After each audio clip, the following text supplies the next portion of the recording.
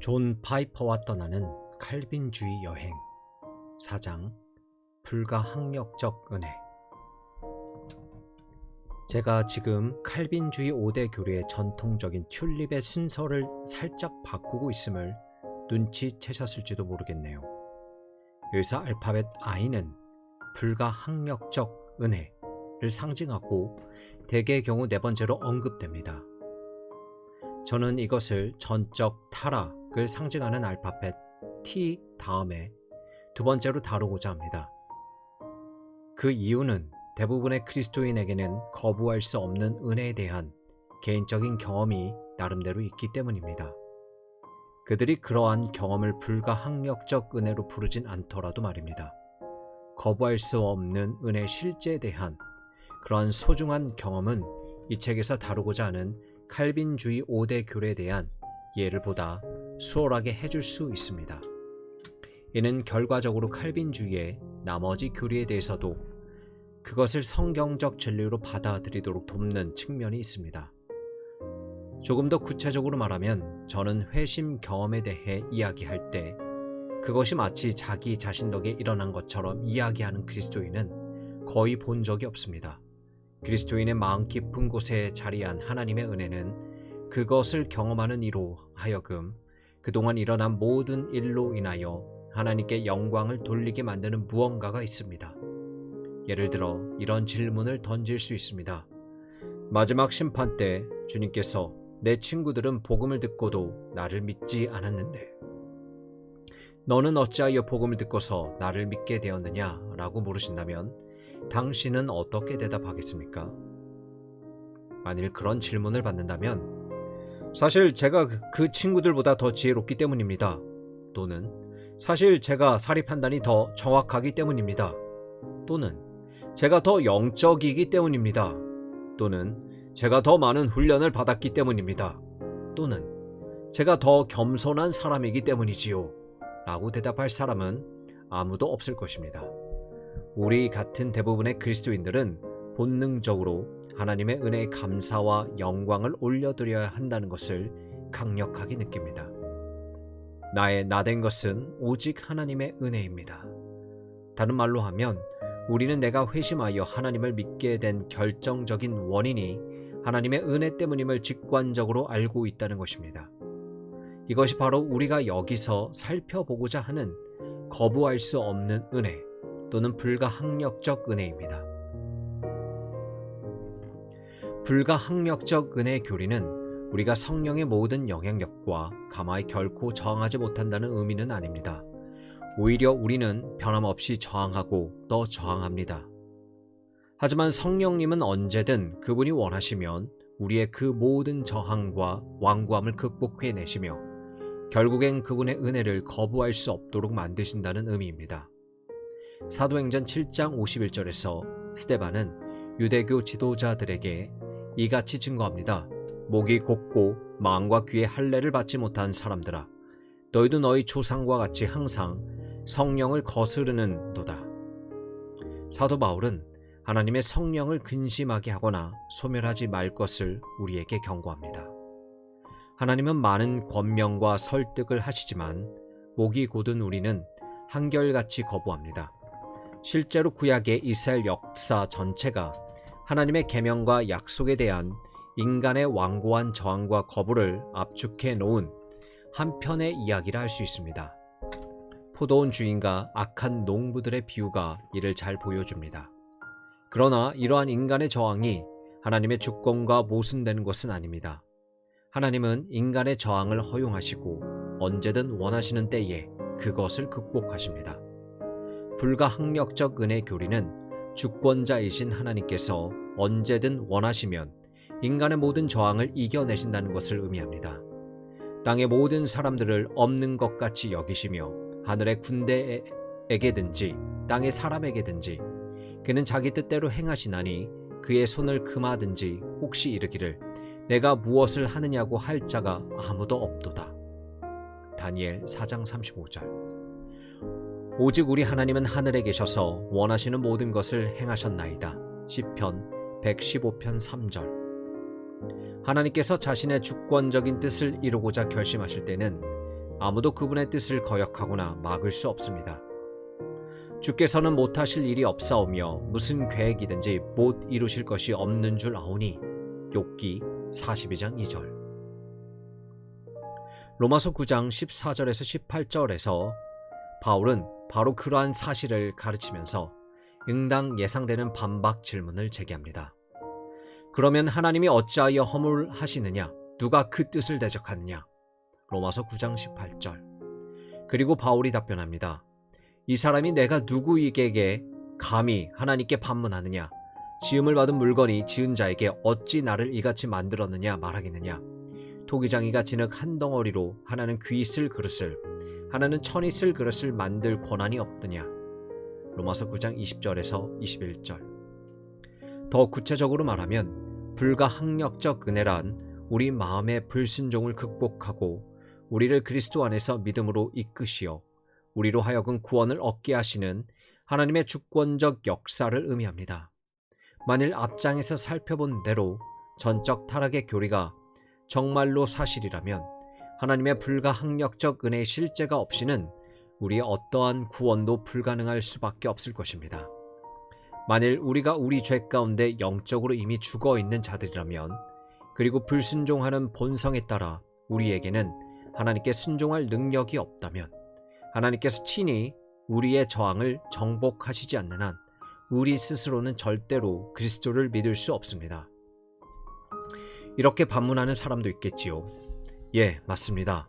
성령이 우리를 하나님께로 이끄셔야 하지요. 하지만 우리도 우리의 자유의지를 사용하여 그러한 이끄심에 순종하거나 거부할 수 있지 않을까요? 그러나 성경은 그렇게 가르치지 않습니다. 구원의 은혜가 우리 안에 지속적으로 작용하지 않으면 우리는 항상 우리의 자유의지를 사용하여 하나님을 거부하게 될 뿐입니다. 이것이 곧 하나님께 복종 불가능한 우리의 상태에 대한 설명입니다. 육신의 생각은 하나님과 원수가 되나니 이는 하나님의 법에 굴복하지 아니할 뿐 아니라 할 수도 없음이라. 육신에 있는 자들은 하나님을 기쁘시게 할 수 없느니라. 로마서 8장 7절에서 8절. 만일 어떤 사람이 하나님께 복종할 만큼 스스로 겸손해진다면 이는 하나님께서 그 사람에게 새로운 겸손한 마음을 주셨기 때문입니다. 반면에 어떤 사람은 계속 교만하여 하나님을 완강히 거부하고 굴복하지 않을 수 있습니다. 그렇다면 그 사람에게는 기꺼이 순종하고자 하는 마음이 주어지지 않았기 때문인 것입니다. 우리가 배워야 할 그러한 사실에 대한 가장 설득력 있는 증거는 성경에 있습니다. 요한복음 6장 44절에서 예수님은 이렇게 말씀하십니다. 나를 보내신 아버지께서 이끌지 아니하시면 아무도 내게 올 수 없으니. 아버지의 이끄심은 주권적 은혜의 역사입니다. 그러한 은혜의 역사가 아니면 우리 가운데 어느 한 사람도 하나님을 대적하는 자신의 불순종에서 구원을 받을 수 없습니다. 또다시 이렇게 반박하는 사람이 있을 것 같습니다. 그분은 단지 일부 사람만이 아니라 모든 사람을 다 이끄시지요. 그러면서 요한복음 12장 32절에 내가 땅에서 들리면 모든 사람을 내게로 이끌겠노라 하는 말씀을 인용할지도 모르겠습니다. 그러나 이러한 반론에는 몇 가지 심각한 결함이 있습니다. 그중 하나가 이 구절의 모든 사람이란 표현에서 비롯됩니다. 두 단어로 번역되긴 했지만 사실 그것은 모두라는 한 단어입니다. 원문에서 사람을 가리키는 단어가 없습니다. 즉 예수님은 단순히 이렇게 말씀하신 것입니다. 내가 땅에서 들리면 모두를 내게로 이끌겠노라. 그리고 우리는 요한복음의 다른 유사한 맥락에서 이 모두라는 표현이 무엇을 의미하는지 물어야 합니다. 유사한 맥락을 지닌 본문이 바로 앞에 요한복음 11장 50에서 52절에서 발견됩니다. 요한은 대제사장 가야바가 부지 중에 스스로 아는 것 이상의 진리를 말하고 있다고 기록합니다. 한 백성이 백성을 위하여 죽어서 온 민족이 망하지 않게 되는 것이 너희에게 유익한 줄을 생각하지 아니하는도다 하였으니, 이 말은 스스로함이 아니요 그 해 대제사장이므로 예수께서 그 민족을 위하시고 또 그 민족만을 위할 뿐 아니라 흩어진 하나님의 자녀를 모아 하나가 되게 하기 위하여 죽으실 것을 미리 말함이러라. 이러한 진술은 요한이 이 복음서에서 제시하는 예수님의 죽음이 아우르는 범죄에 대해 설명합니다. 예수님은 단지 한 특정 민족을 위해 죽으신 것이 아니라 흩어진 하나님의 자녀를 모아 하나가 되게 하기 위하여 죽으셨다는 것입니다. 이것은 곧 복음 전도를 통하여 하나님께서 효과적으로 부르시게 될 이방인 신자들을 지칭하는 언급입니다. 에베소서 1장 4절부터 5절에서 바울이 말한 바와 같이 그들이 하나님의 자녀로 불리는 것은 하나님께서 그들을 택하여 양자로 삼으셨기 때문입니다.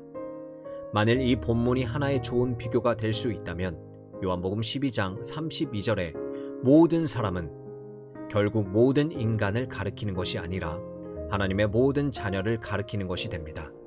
즉, 내가 땅에서 들리면 하나님의 모든 자녀를 내게로 이끌겠노라는 말씀인 것입니다. 그들은 각 족속과 방언과 백성과 나라 가운데 있는 하나님의 자녀들입니다. 요한복음 10장 15절에서 예수님은 나는 양을 위하여 목숨을 버리겠노라고 말씀하셨는데, 그렇다면 그것은 나의 모든 양을 내게로 이끌겠노라는 말씀이 됩니다.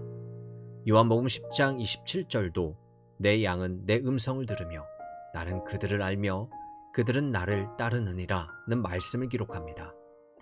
그것은 내 모든 양이 되어야 합니다.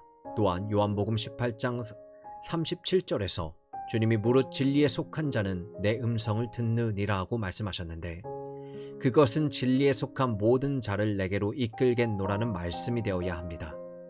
요한복음 8장 47절에서 주님이 하나님께 속한 자는 하나님의 말씀을 듣나니 라고 말씀하셨는데, 마찬가지로 그것은 하나님께 속한 모든 자를 내게로 이끌겠노라는 말씀이 되어야 합니다. 또한 요한복음 6장 37절에서 주님이 아버지께서 내게 주시는 자는 다 내게로 올 것이요 라는 말씀은 아버지께서 내게 주시는 모든 자를 내게로 이끌겠노라는 말씀이 되겠지요. 한마디로 성부 하나님과 성자 하나님께서 자기 백성을 어둠 가운데서 빛으로 인도하신다는 진리가 요한복음 전체 줄곧 흐른다는 것입니다. 그리스도께서 바로 이를 위해 죽으셨습니다. 그분은 이 목적을 위해 땅에서 들림을 받으셔야 했고, 그렇게 함으로써 모든 사람을 자기에게로 이끌고자 하셨습니다. 그 모든 사람 중에는 오늘 여기서 살아가는 우리도 포함됩니다. 그러므로 요한복음 2장 32절은 세상의 모든 사람에게 십자가에 못 박히신 그리스도를 가리켜 보임으로써, 그리고 누구든지 그를 믿는 자는 구원을 얻을 것이라는 좋은 소식을 선포함으로써 그 일이 오늘 이곳에서도 일어나고 있음을 부연하고 있는 것입니다. 마찬가지 이유로 우리는 십자가에 못 박히신 그리스도, 땅에서 들리신 그리스도를 선포합니다. 그렇게 될 때 하나님은 귀머거리가 된 세상 사람들의 길을 열어주십니다. 그리고 양은 그리스도의 음성을 듣고 그분을 따르게 됩니다. 이처럼 요한복음 6장 44절에 그 이끄심이 우리를 예수님께 나오게 하는 실제적인 동력임에도 불구하고 요한복음 12장 32절을 이용해 이를 부정하는 사람들이 있습니다. 그들의 잘못된 주장에 대한 최선의 논박은 예수님을 결국 배신했던 가룟 유다의 실패를 하나님 아버지의 이끄심이라는 상관관계에서 설명하는 요한복음의 진술에서 찾을 수 있습니다. 요한복음 6장 64절부터 65절에서 예수님은 다음과 같이 말씀하십니다. 그러나 너희 중에 믿지 아니하는 자들이 있느니라 하시니, 이는 예수께서 믿지 아니하는 자들이 누구며 자기를 팔자가 누구인지 처음부터 아심이러라. 또 이르시되, 그러므로 전에 너희에게 말하기를 내 아버지께서 오게 하여 주지 아니하시면 누구든지 내게 올 수 없다 하였노라 하시니라. 예수님은 제자들에게 내 아버지께서 오게 하여 주지 아니하시면 누구든지 내게 올 수 없다고 하시면서 너희 중에 믿지 아니하는 자들이 있는 이유를 설명하십니다. 우리는 이 문장을 이렇게 풀었을 수 있습니다. 가룟 유다는 주님으로부터 받은 그 모든 가르침과 초청에도 불구하고 예수님을 믿지 않았고, 주님은 그 사실을 처음부터 이미 알고 계셨습니다. 그렇기에 내 아버지께서 오게 하여 주지 아니하시면 누구든지 내게로 올 수 없다고 설명하신 것입니다. 유다의 삶에는 많은 선한 영향력이 주어졌습니다. 유다는 숱한 권명과 가르침을 받았고 3년 동안 주님 곁에서 동행했습니다. 하지만 요한복음 6장 44절부터 65절에서 예수님이 하신 말씀의 요지는 유다가 그 은혜에 저한 것이 궁극적으로 그 실패의 결정적인 요인은 아니었다는 것입니다. 예수님께로 나아오게 하는 것이 유다에게는 허락되지 않았고 그 사실이 가장 궁극적으로 결정적인 요인이라는 것입니다. 유다에게는 하나님 아버지의 그 이끄심이 없었습니다. 결정적이고 불가항력적인 은혜의 선물이 그에게 주어지지 않았던 것입니다. 이것이 우리가 불가항력적 은혜를 계속 언급하는 이유입니다. 사실 우리 모두는 하나님의 은혜에 깊이 저항하고 있다는 면에서 가련 유다와 전혀 다를 바 없습니다. 우리 중에 예수님 앞에 진실로 나오는 사람이 정녕 한 사람이라도 있다면 그렇게 되는 이유는 우리가 유다보다 더 지식이 많거나 더 똑똑하거나 또는 성품이 더 훌륭해서가 결코 아닙니다. 오직 아버지께서 우리의 뿌리 깊은 반항을 제어하고 극복하시어 우리를 그리스도께로 온전히 이끌어 주셨기 때문입니다. 모든 그리스도인은 도저히 거부할 수 없는 불가항력적 은혜로 구원을 받습니다. 그것은 놀라운 은혜입니다. 아래 찬송시는 하나님께서 강권적으로 실패함이 없는 거부할 수 없는 은혜로 말미암아 우리를 그리스도께로 이끄실 때 일어나는 일을 노래하고 있습니다.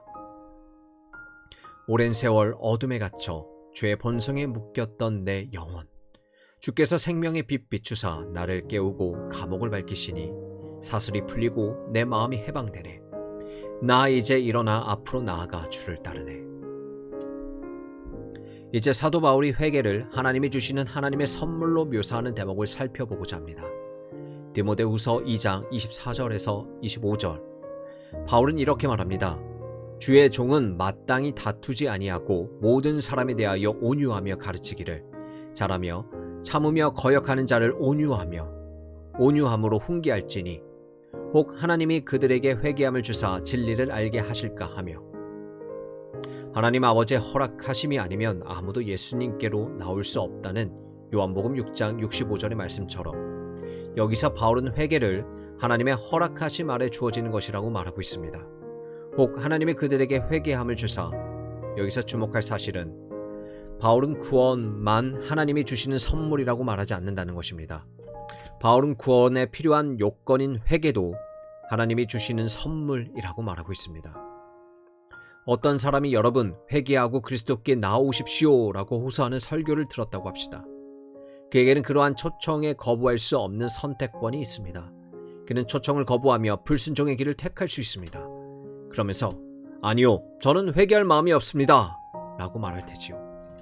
그러나 만일 하나님께서 그 사람에게 회개하는 마음을 주신다면 그는 거부할 수 없게 됩니다. 왜냐하면 회개가 선물이란 말은 곧 하나님께서 우리의 마음을 변화시키시고 우리로 하여금 기꺼이 회개하게 만드신다는 의미이기 때문입니다. 다른 말로 하면 회개라는 선물이 우리의 저항하는 심령을 극복하고 이긴다는 것입니다. 하나님의 이 놀라운 역사를 불가항력적 은혜라고 고백하는 이유가 여기 있습니다. 하나님께서는 회개하지 않으려는 우리의 저항을 회개 선물로 바꿔주십니다. 이것이 곧 우리가 회개함에 이르게 된 방식입니다. 하지만 회개를 경험한 수많은 사람들이 이 사실을 알지 못합니다.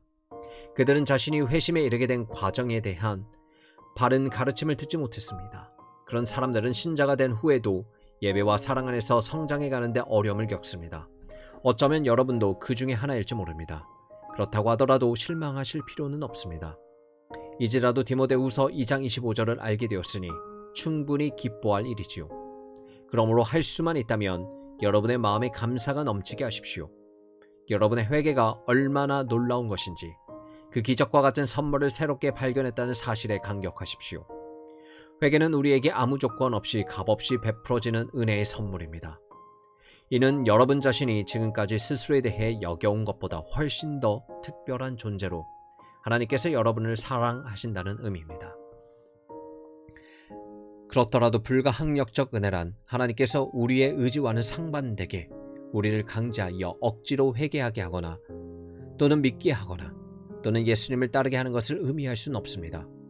이것은 너무나 명백합니다. 믿는 것과 회개하는 것과 따르는 것은 항상 의지적인 행위이기 때문에 만일 그렇지 않다면 의지와 상관없이 이루어지는 회개 또는 믿음은 일종의 모순이며 위선을 초래할 수밖에 없습니다.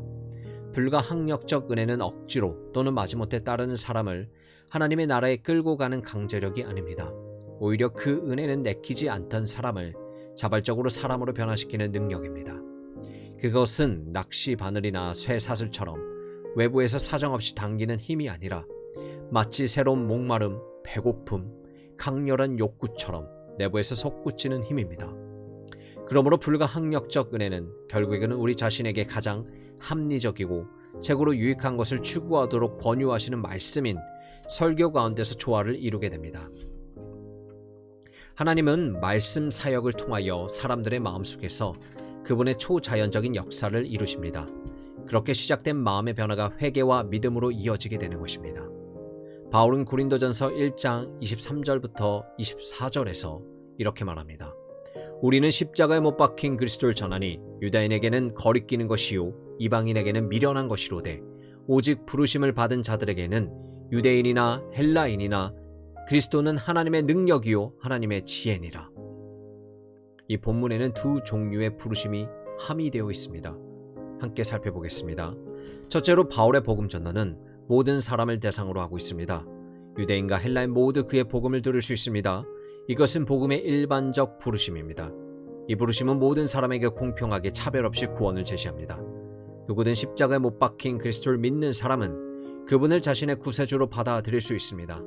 하지만 모든 사람을 대상으로 하는 이러한 복음의 일반적 부르심은 그것을 듣는 이들의 내면에 대부분 수납되지 않으며 그들은 복음을 대개 미련한 것으로 치부합니다. 하지만 우리가 주목할 둘째로 바울은 분명히 또 다른 종류의 부르심을 언급하고 있습니다. 바울은 유대인이든 헬라인이든 복음을 듣는 모든 사람 가운데 복음의 일반적 부르심을 듣는 것 외에도 추가로 또 다른 종류의 부르심을 받은 자들이 있다고 언급합니다. 오직 부르심을 받은 자들에게는 유대인이나 헬라인이나 그리스도는 하나님의 능력이요 하나님의 지혜니라.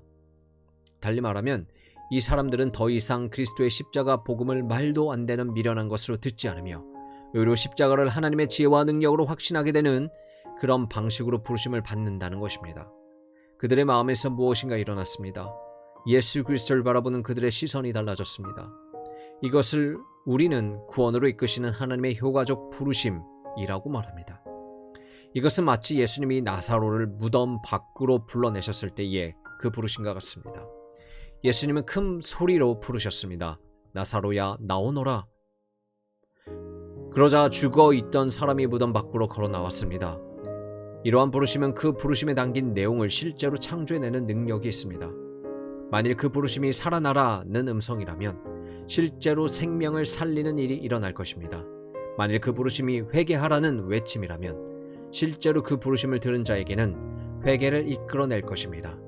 만일 그 부르심이 믿으라는 호소라면 실제로 믿음을 창조해낼 것입니다. 만일 그 부르심이 나를 따르라는 명령이라면 실제로 순종을 불러낼 것입니다. 바울은 누구든지 이러한 방식으로 부르심을 입은 사람들은 더 이상 그리스도의 십자가를 거리끼거나 미련한 것으로 여기지 않게 되며 오히려 그 십자가를 하나님의 능력과 지혜로 여기게 될 것이라고 말합니다. 그런 부르심을 받은 사람들은 억지로 강제력으로 그리스도께 나오는 사람들이 아닙니다. 그들은 자신이 무한히 소중하게 여기게 된 어떤 것, 진정으로 가치 있게 여기게 된 어떤 것에 대한 신념에서 자발적으로 행동하는 사람으로 변화됩니다. 바로 그러한 일이 우리의 마음에서도 일어났습니다. 십자가에 대한 우리의 저항과 거부감이 극복되었습니다. 하나님의 부르심이 그 부르심의 권명과 호소와 외침이 우리의 영적 무지함을 이기고 우리에게 십자가의 지혜와 능력을 볼 수 있는 눈을 열어주셨기 때문입니다. 이것이 바로 우리가 믿는 불가항력적 은혜의 의미입니다. 억지로 강제하지 않고서는 우리의 의지를 변화시키는 하나님의 일하심에 대해 바울은 고린도 후서 4장 4절부터 6절에서 더 자세히 설명하고 있습니다. 그 중에 이 세상의 신이 믿지 아니하는 자들의 마음을 혼미하게 하여 그리스도의 영광의 복음의 광채가 비치지 못하게 함이니 그리스도는 하나님의 형상이니라. 우리는 우리를 전파하는 것이 아니라 오직 그리스도 예수의 주되신 것과 또 예수를 위하여 우리가 너희의 종된 것을 전파함이라. 어두운 데 빛이 빛이라 말씀하셨던 그 하나님께서 예수 그리스도의 얼굴에 있는 하나님의 영광을 아는 빛을 우리 마음에 비추셨느니라. 자연적 상태 인간은 그리스도의 보배로운 가치를 볼 수 있는 눈이 없기 때문에 그것을 보고 믿기 위해서는 반드시 기적이 필요합니다. 바울은 이러한 기적을 하나님께서 빛이 있으라고 말씀하신 창조 첫째 날의 기적과 비교하고 있습니다. 우리 모두는 한때 눈먼 자들이었으나 하나님의 은혜로 눈을 뜨게 되었습니다. 우리는 노예였으나 자유인으로, 죽은 자였으나 살아있는 자가 되었습니다. 바로 그 사실에 대하여 놀라운 진술을 하고 있는 것입니다. 하나님께서 예수 그리스도의 얼굴에 있는 하나님의 영광을 아는 빛을 우리 마음에 비추셨느니라. 참 빛이 우리 마음에 비쳤습니다. 그 빛은 예수 그리스도의 얼굴에 있는 하나님의 영광을 아는 빛입니다. 또는 4절의 표현처럼 그 빛은 하나님의 형상이신 그리스도의 영광의 복음의 광채입니다. 다르게 말하면 하나님께서는 그리스도의 영광, 즉 그 자체로도 입증되는 그리스도의 진리와 아름다움을 우리의 마음에 보이고 느껴지게 하신다는 것입니다. 그 순간부터 그리스도에 대한 우리의 생각의 근본적인 변화가 시작됩니다. 사실상 이것은 새로운 창조이자 새로운 탄생입니다. 이러한 기적은 오직 부르심을 받은 자들에게, 그리스도는 이제 하나님의 능력과 하나님의 지혜는 그리스도 1장 24절 말씀에서 우리가 살펴봤던 효과적 부르심과 본질적으로 동일한 하나님의 역사입니다. 부르심을 받은 사람들은 하나님의 주권적이고 창조적인 능력으로 말미암아 그들의 눈이 열리게 됩니다. 그리하여 그들은 더 이상 그리스도의 십자가를 어리석은 것으로 보이지 않고 하나님의 능력과 지혜로 보게 됩니다. 효과적 부르심은 이처럼 우리의 눈먼 것이 제거되는 기적입니다. 하나님은 그리스도의 영광을 그 거부할 수 없는 아름다움으로 비치게 하십니다. 그것은 실제 불가항력적 은혜입니다. 루디아란 여인이 바울의 설교를 듣고 있는 사도행전 16장 14절의 장면에서 또 다른 예를 들 수 있습니다. 누가는 이렇게 진술합니다. 주께서 그 마음을 열어 바울의 말을 따르게 하신지라. 하나님께서 우리 마음의 눈과 귀를 열어주시지 않는 한 우리는 복음이 전하는 그리스도의 진리를 들을 수 없고 그분의 아름다우심을 볼 수 없습니다. 이러한 마음 열어주심은 곧 하나님의 불가항력적 은혜를 뜻합니다. 그 은혜는 눈멀고 기먹은 우리 자신의 강팍한 저항을 극복하여 우리로 하여금 복음의 진리에 눈뜨고 복음의 좋은 소식을 듣게 합니다. 우리는 그것을 새로운 탄생으로 거듭남으로 표현하기도 합니다. 이러한 새 생명의 거듭남은 이전에 죽었던 우리를 다시 살리시는, 즉 그리스도를 영접하게 함으로 구원을 얻게 하시는 하나님의 기적적인 창조의 역사입니다. 그러므로 우리는 나 자신의 믿음으로 새 생명을 얻는 것이 아닙니다. 하나님께서 새 생명을 주셔서 나로 하여금 그리스도를 영접하는 믿음을 갖게 하신 것입니다. 요한일서 5장 1절에서 사도 요한은 그러한 상관관계를 이렇게 표현하고 있습니다. 예수께서 그리스도이심을 믿는 자마다 하나님께로부터 난 자니, 이 말씀의 의미는 하나님께로부터 태어나는 것이 먼저 선행되고 이후 그리스도를 믿는 것이 뒤따른다는 것입니다. 예수님을 믿는 것이 거듭남의 원인이 되는 것이 아닙니다. 우리가 예수님을 믿는 것은 오히려 우리가 하나님께로부터 태어난 자라는 사실을 드러내는 명백한 증거입니다. 이를 더 확실하게 하기 위해 우리는 요한복음을 통해 그리스도를 영접하는 것이 하나님께로부터 태어나는 것과 어떻게 연관되는지를 살펴볼 수 있습니다. 영접하는 자, 곧 그 이름을 믿는 자들에게는 하나님의 자녀가 되는 권세를 주셨으니 이는 혈통으로나 육정으로나 사람의 뜻으로 나지 아니하고 오직 하나님께로부터 난 자들이니라. 요한복음 1장 12절부터 13절. 요한은 하나님께서 그리스도를 영접하는 모든 사람에게 하나님의 자녀가 되는 권세를 주신다고 말합니다. 그런 후에 요한은 그리스도를 영접한 사람은 혈통으로나 육정으로나 사람의 뜻으로 나지 아니하고 오직 하나님께로부터 난 자들이라고 말합니다. 다르게 표현하면 이렇습니다. 우리가 하나님의 자녀가 되기 위해서는 필히 그리스도를 영접해야 하는 것이 맞지만 하나님의 가족으로 새롭게 태어나는 일은 우리의 의지로는 절대 불가능하다는 것입니다. 오직 하나님만이 그 일을 행하실 수 있습니다. 모든 사람은 허물과 죄 안에서 이미 죽은 자들입니다. 그러한 우리가 나 자신을 새롭게 하거나 내 안에서 스스로 새 생명을 창조해낼 수 없습니다. 우리는 반드시 하나님께로부터 다시 태어나야 합니다. 그렇게 될 때 우리는 하나님께서 허락하신 새로운 본성 가운데 비로소 예수 그리스도로 있는 영광 그대로 바라보게 될 것입니다. 그리고 우리 주님을 그리스도의 그리스도 되심을 기꺼이 영접하게 될 것입니다.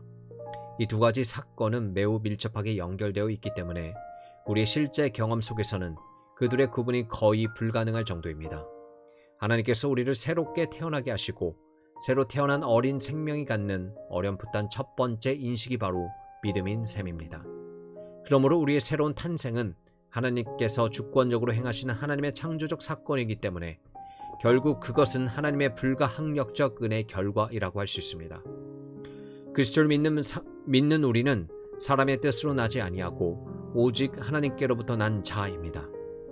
우리의 새로운 탄생에 대한 이 놀라운 진리와 그 전개되는 과정의 경이로움 때문에 저는 거듭남이란 제목으로 온전히 이 주제만 다루는 책을 집필하기도 했습니다.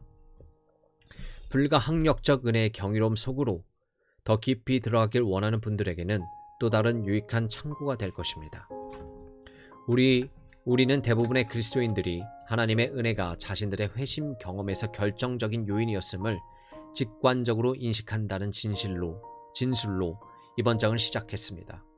우리는 복음을 거부하는 사람들의 실상을 보았고 두려움과 떨림 속에 나의 나된 것은 모두 하나님의 은혜입니다 라고 고백할 수밖에 없습니다.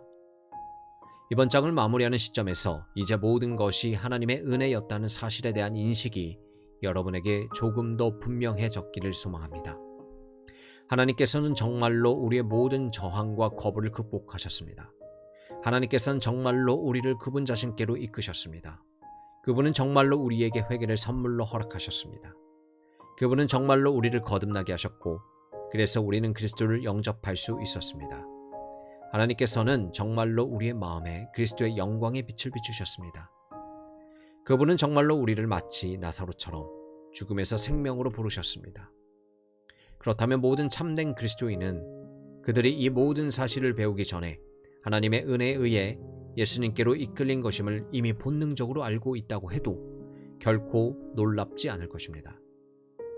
진리를 깨닫는 일에서 대개는 우리의 감정이 머리보다 앞섭니다. 불가항력적 은혜와 관련한 그리스도인의 경험도 대체로 그렇습니다. 하지만 이제까지 우리는 그 진리를 하나님의 기록된 말씀에서 직접 살펴보았습니다. 저는 여러분 모두 이러한 배움을 통해 하나님의 은혜를 더 깊이 맛보고 더 깊이 체험하게 되길 기도합니다. 이제 후로는 이전과 전혀 다른 모습으로 은혜를 깊이 깨달은 새로운 심령으로 하나님을 온전히 경배하여 형제 자매와 이웃을 사랑하게 되길 간절히 기도합니다. 하나님의 주권적 은혜의 그 영광스러운 경험은 우리를 새로운 모습으로 변화시킬 것입니다.